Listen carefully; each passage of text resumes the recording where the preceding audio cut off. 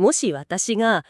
トランプ政権時代の絶対的なカオスの中で、実はアメリカの外交政策の大部分が官僚たちの手によって極めて従来通りに、静かに自動操縦で進められていたと言ったら、あなたは信じますか？いやー、普通は信じがたいですよね。毎日ニュースをつければ同盟国への批判とか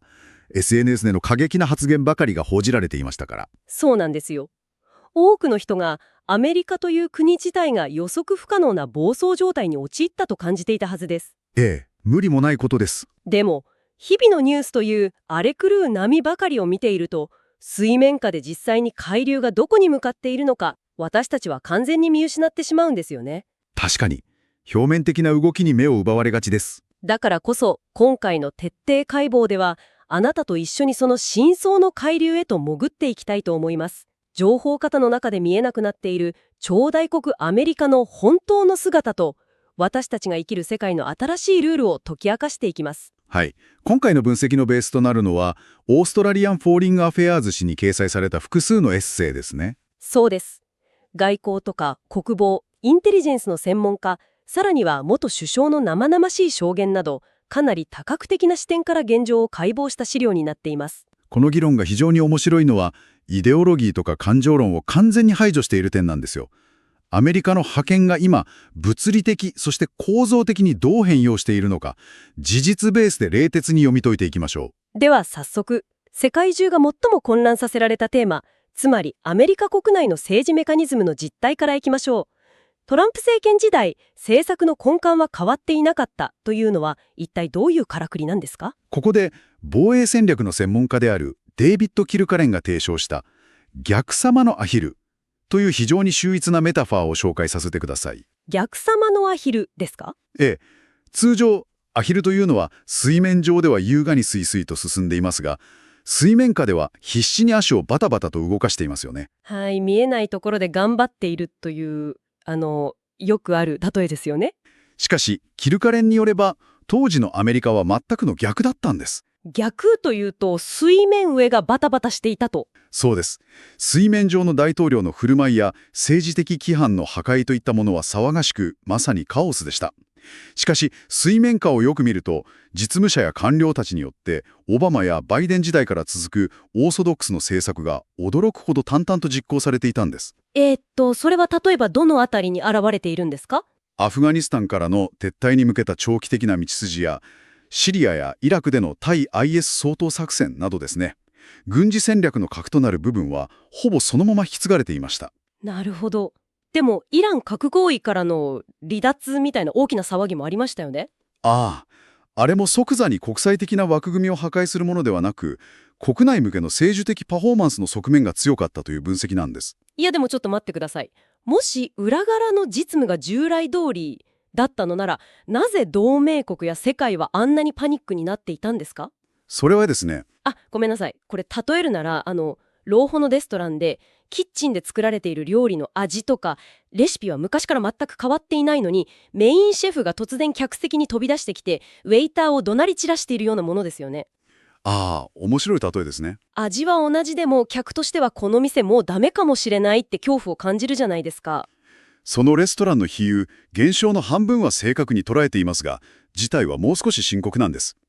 シェフはただ店内で怒鳴っているだけでなく、窓を開けて隣のレストランに火をつけてやるって叫んでるような状態でした。うわー、それは怖いですね。実際には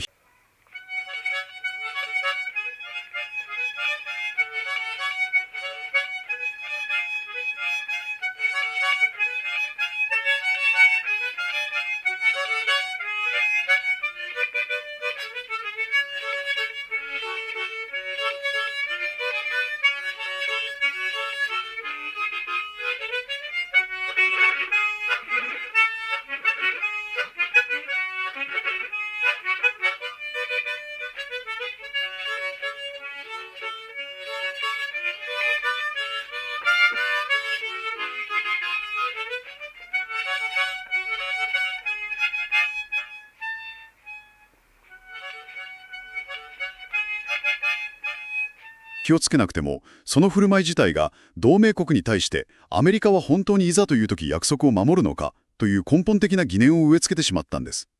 料理の味が同じでも、経営に対する予測可能性と信頼が完全に崩壊してしまった。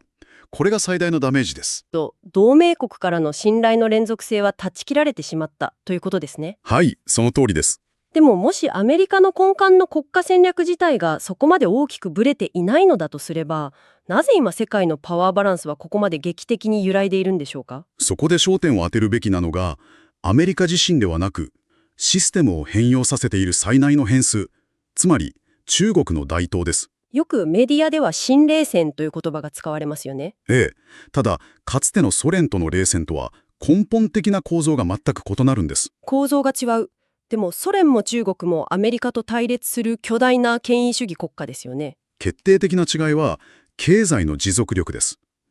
ソ連は軍事力こそ巨大でしたが、経済システムは非効率で疲弊していました。はい、歴史の授業で習う通りですね。一方で、現在の中国は違います。専門家のサム・ロゲビーンが強調しているのですが、中国は購買力陛下という基準で見たとき、世界シェアの約 16.4% を占め、アメリカの 16.3% とほぼ同等、あるいはそれ以上の経済規模を持っています。購買力陛下、つまり単純なお金の額面ではなくて、その国の中で実際にどれだけのものが買えるか、作れるかという指標ですね。ええ、そうです。でもそれは新冷戦においてなぜそんなに重要なんですか？なぜなら、購買力陛下ベースでの経済力が同等ということは、中国が国内の資源を使って、アメリカと同じかそれ以上のペースで軍艦を建造し、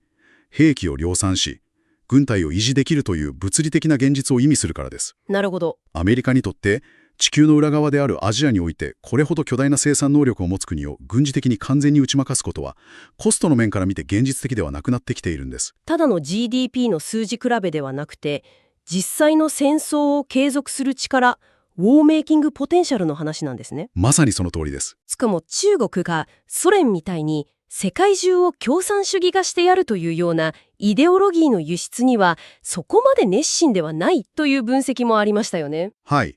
中国は自国の権威主義的な資本主義モデルを維持して、経済圏を拡大したいだけで、アメリカの体制そのものを転覆させようというイデオロギー的な野心は持っていません。ほう。だからこそ、ロゲビーンは、ここでイデオロギー的休戦という非常に大胆なシナリオを提示しています。イデオロギー的休戦。直訳すると価値観の戦いをお休みするということですが。ええ。アメリカが自由民主主義を世界に普遍化するというこれまでの神聖な使命を事実上諦め、中国の権威主義体制を一つの正当なあり方として容認する。そうすることで、純粋な国益とパワーバランスの均衡だけを追求するという極めて冷徹な現実主義へのシフトです。いやいや、ちょっと待ってください。それはアメリカにとって巨大なアイデンティティの喪失じゃないですか？おっしゃる通り、大きな転換です。それって例えるなら、世界中の悪と戦って正義を広めるために飛び回っていたスーパーヒーローが、突然マントを脱いで、これからはただの町内会の見回り役になります。隣の町のギャングのやり方にはもう干渉しませんって宣言するようなものですよね。ええ、まさに。これを聞いているあなたもそんなアメリカを想像できますか？確かに、世界中がそのヒーローの引退宣言に衝撃を受けるでしょうね。しかし、アメリカ国内の世論や、アジアで軍事衝突が起きた際の莫大な犠牲を計算すれば、アメリカがかつてのような世界の警察官としての役割を縮小したがっているのはデータが示す紛れもない現実です。そこで背筋が寒くなるのが同盟国の立場ですよ。アメリカが正義の戦いから実利的なパワーバランスへとシフトしていく中で、その最前線に立たされている同盟国には一体何が起きているのか。はい。資料ではオーストラリアのケーススタディが紹介されていましたが、ここにはかなり重い現実が突きつけられていますよね。ええ。ジェームス・カランという歴史家が大陸の贈与という強烈な言葉で表現しています。大陸の贈与。オーストラリアは今、自国の広大な国土を事実上アメリカ軍の中国封じ込めのための前線基地として提供しています。北部ティンダール空軍基地への米軍 B-52 爆撃機の配備や、オーカス協定を通じた西部スターリング海軍基地への英英の原子力潜水艦の配備などがその典型です。さらに、フェリシティ・ルビーが指摘しているパインギャップという極秘視察の話もありました。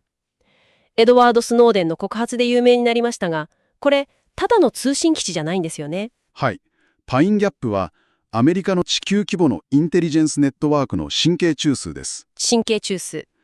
米軍のドローンによる暗殺作戦の標的特定や、さらには核戦争が起きた際の早期警戒システムとして不可欠な役割を果たしています。問題は、これほど重大な施設が自国にあるにもかかわらず、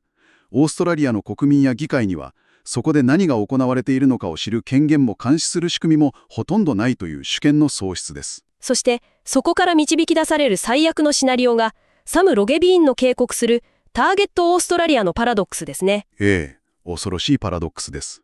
つまり、同盟関係を強化し、長距離攻撃能力を持つ爆撃機や原子力潜水艦を受け入れれば受け入れるほど、有事の際に中国から米軍の目と耳、そして槍を潰すために真っ先に先制攻撃すべき最優先の標的にされてしまうと。その通りです。相手の核攻撃の標的になるリスクすら飛躍的に高まります。これ聞いているあなたも自分の身に置き換えて想像してみてほしいんです。自分の家の防犯性を高めようと思って、庭に最新式の超強力なミサイル付きセキュリティシステムを導入したとします。はい。でも、そのいかついシステムのせいで、近所の巨大なギャング組織を逆に強烈に挑発してしまって、もし抗争が起きたら、まずはあのシステムがある家から爆破しろと狙われるようになってしまった。本末転倒ですね。同盟国は莫大な税金を払って安全を買っているつもりで、実は自国の背中に巨大な標的の的、ブルズアイを貼り付けているんじゃないかという。そのセキュリティシステムの例えに付け加えるなら、一番の問題は、そのシステムの起動スイッチを握っているのが自分ではなく、遠く離れた別の国であるということです。はあ、アメリカですね。はい。これほど巨大な物理的リスクを背負いながら、同盟国はいつ気が変わるかわからないアメリカのリーダーシップの起源を伺い続けなければならないのです。全く笑えない状況ですね。では、そんな不可能に近いゲームの中で、同盟国はどう振る舞うべきなのでしょうか。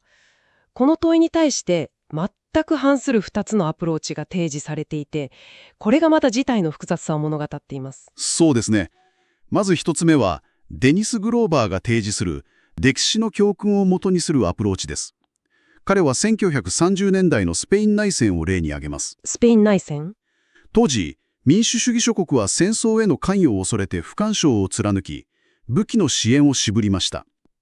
その結果何が起きたか、ファシズムを増長させ、最終的に第二次世界大戦というさらに巨大な惨劇を招いてしまったんです。その歴史を現在のウクライナ情勢や将来の台湾有事のリスクと重ね合わせているわけですね。はい。彼の主張は明確です。権威主義の拡大を抑え込むためには、同盟国がアメリカを自由民主主義陣営のリーダーとして引き止め、自らも最大限に武装して対抗し続けるしかない。それが道徳的であり、戦略的な義務であるという立場です。なるほど。しかし一方で全く違うアプローチを提唱しているのが、オーストラリアの元首相、マルコム・ターンブルの徹底した現実主義です。実際に国のトップとしてトランプ前大統領と渡り合った経験を持つ彼の言葉は、異常なほどの説得力がありました。ターンブル元首相のアドバイスは非常に冷酷かつ実用的です。彼はトランプのような取引的な、つまり損得感情だけで動く指導者に対して絶対におべっかを使ってはならないと断言しています。難民問題なゴモリとパー、鉄鋼関税の免除交渉の際のエピソードですよね。ターンブル元首相はアメリカ側の理不尽な要求に対して真っ向から反論し、一歩も引かずに論理と強さを示した。はい。結果としてそれが相手の敬意を勝ち取り、自国の国益を守ることにつながったわけです。なるほど。しかし同時にターンブル元首相は現在のオーカス協定、特に原子力潜水艦の導入計画に含む致命的な脆弱性も指摘しているんです。実は今、アメリカ海軍自身がバージニア級原子力潜水艦の深刻な不足に直面しているんです。アメリカ自身の潜水艦が足りていないんですか？そうなんですよ。自国の防衛に必要な数すら全く満たせておらず、造船のペースも目標を大きく下回っています。そんな余裕のない状況で、いざ台湾有事などの危機が迫った時、アメリカの大統領が本当に自国の海軍を後回しにしてでも、オーストラリアに貴重な潜水艦を引き渡すという決断を下すでしょうか。タンブル元首相は、もしアメリカファーストの判断が下されれば、同盟国は巨額の資金をアメリカの防衛産業に支払った挙句、肝心の潜水艦は手に入らないという最悪のリスクを警告しています。うわぁ、それはきつい現実ですね。でも、超大国に対しておべっかを使うな、強さを示せと言っても、小国や中堅国にとっては圧倒的に不利な勝負ですよね。そうですね。例えるなら、入られたカードが最悪なポーカーのテーブルで、目の前のチップの山を持つ億万長者に対して必死にポーカーフェイスを保ちながら、自分は強いんだぞ、降りないぞって錯覚させなければならない。しかも掛け金は自国の安全保障そのものですから、あまりにも過酷なゲームです。まさにポーカーのようなブラフと冷徹な計算の世界です。マイケル・ウェスリーの論考でも触れられていますが、私たちが直面している現実は、世界が今、西洋的な共通の道徳や価値観に基づく温かい同盟関係から、アジア的な純粋な物質的な力と力の均衡に基づくドライな関係へと、ルールの書き換えを行っている真っ最中だということです。なるほど。さて、真相解流を探る徹底議論もそろそろ終わりの時間が近づいてきました。今日私たちが読み解いてきた情報、逆さまのアヒルの実態からイデオロギーの急戦、そして同盟国が背負い込む重もすぎる代償。はい。これらは決して海の向こうの遠い国の政治の話ではありません。あなた自身が毎日暮らしているこの世界の経済の安定や明日からの安全保障に直結する新しいルールの話でした。表面的な日々のニュースの波立ちに一喜一憂するのではなく、その下で確実に動いている冷徹な力の均衡という深層海流を見極めること。それがこの予測不可能な時代を生き抜くための唯一の羅針盤になります。そうですね。最後に今回の徹底解剖を踏まえて、あなたに一つの思考実験を投げかけて終わりにしたいと思います。はい。同盟国は今、迫り来る権威主義の脅威を恐れるあまり、必死に自国を武装化し、超大国アメリカの軍事システムと完全に一体化していく道を選んでいます。現状そうなっていますね。しかし、もしアメリカ自身が遠く離れたアジアで直接戦争をして自国の若者の血を流すという政治的意思を静かにしかし確実に失っているのだとしたらどうなるでしょうか。なるほど。将来、超大国は安全な遠く離れた場所から兵器や情報、そして潜水艦を供給するだけで、実際に最前線の戦場に立って国を焼き払われ血を流す主役はむしろ同盟国の方になってしまうのではないでしょうか。それは恐ろしい視点ですね。防犯システムを売りつけた警備会社は安全なモニタールームでお茶を飲んでいて、実際に家に押し入れてきた強盗と血まみれになって戦うのは、高いお金を払った家の住人自身になるというわけですね。極めて現実的で筋の凍る問いです。はい。私たちが本当に見つめるべきは波立つ海面ではなく、自分自身が今どの海流に飲み込まれようとしているのかなのかもしれません。この深い酔いもともにあなた自身でも少し考えてみてください。ありがとうございました。今日は最後までお付き合いいただきありがとうございました。それではまた次回の徹底解剖でお会いしましょう。